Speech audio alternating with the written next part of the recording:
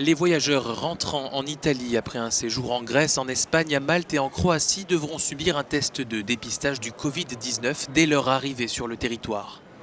481 nouveaux cas de coronavirus ont été confirmés ce mercredi et 10 décès ont été répertoriés. C'est plus du double de ce qui était observé au mois de juin. Dans les régions d'Italie où il n'y avait pas beaucoup de cas confirmés, la présence de personnes qui arrivent de l'étranger porteuses du virus est potentiellement très dangereuse. C'est pourquoi il est important de les tracer et de les surveiller. L'Italie a été l'un des États les plus durement touchés par la pandémie, mais le pays a réussi à contenir la propagation du virus grâce à des mesures strictes.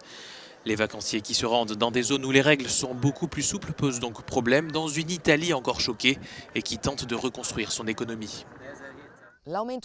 L'augmentation des cas de Covid-19 en Italie est progressive, contrairement à l'Espagne et à d'autres pays européens où la flambée est plus importante et où des confinements localisés ont été mis en place.